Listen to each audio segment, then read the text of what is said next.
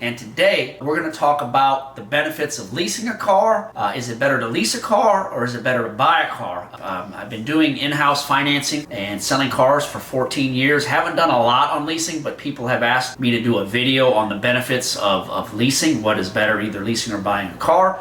So I did some research, and this is what I came up with. So let's get started.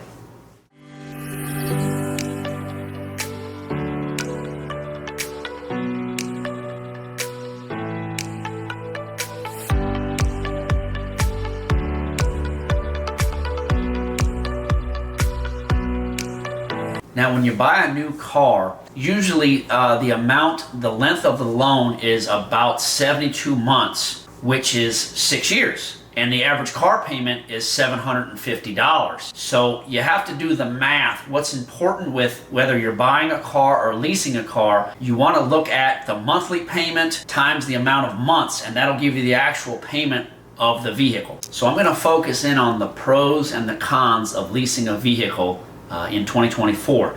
Now, you want to focus in on how much the selling price of the vehicle is, what the MSRP is. And when you lease a car, you want to put zero money down. That way you keep money in your pocket, and you want to focus on the fees to be on the entire length of the lease. So you roll it all up into the lease, and then that way you don't pay any money out of pocket. That's a good way to start it. You also want to make sure that you get gap insurance. That way, God forbid, if you get into an accident, you're covered and you don't have to come out of pocket in the event of an accident. Here in Florida, we had a really big company called Off Lease, and they went out of business, and they kept a lot of deposits. And I don't know what happened, if there was criminal charges filed in the case or not, but it's very important that when you do a lease, you don't want to put any money up until you take delivery of the vehicle. And in theory, you want to put zero money down so that, everything is rolled up into the deal. You also want to make sure that you don't buy any extended warranties. The warranty from the manufacturer is what you're going to use during the length of the lease. Don't let them talk you into that.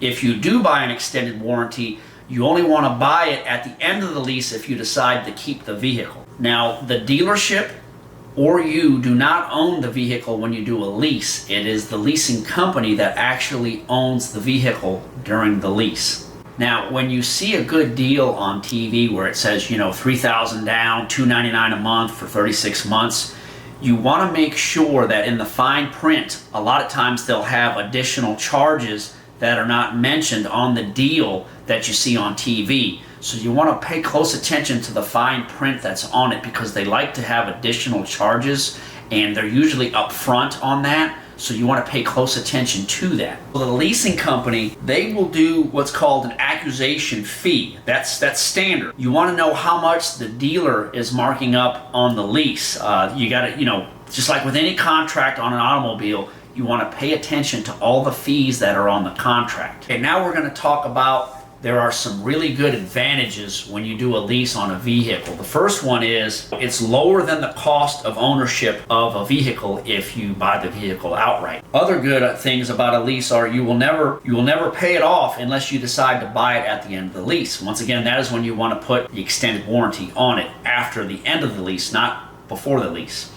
When a lease is up, you have several options. You can return it, you can buy it, you can sell it, or you can trade it in on a new lease. That's, you don't have to worry about listing it online, selling it, dealing with all the people. It's a really smooth transition. You get out of your old lease and get into a new vehicle. Okay, now I'm going to talk about the disadvantages to leasing, and there's only a few. You never own the vehicle unless you buy it at the end of the lease. That's kind of a disadvantage. And the other disadvantage is that they usually have a certain amount of miles that, the low leases, I think they start at like 8,000 miles and they go up to 15, maybe 20. I don't know exactly how that works. But if you go over the mileage on the lease, let's say it's a 3-year lease at 12,000 miles a year, so that's 36,000 miles. Well, every mile over $36,000, you pay around 30 cents per mile. And that can really add up on a lease. So you have to be careful when you sign the lease to see exactly how many miles you get per year on the lease. So I'd like to mention that leases sometimes have a higher insurance cost as well.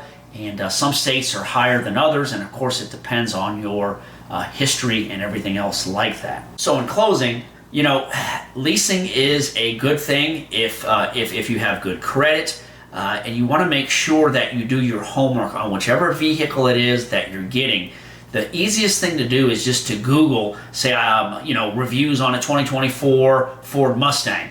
And you want to do your homework. You want to find out what engine's in it, what transmission's in it, and how good of a track record the engine and transmission have.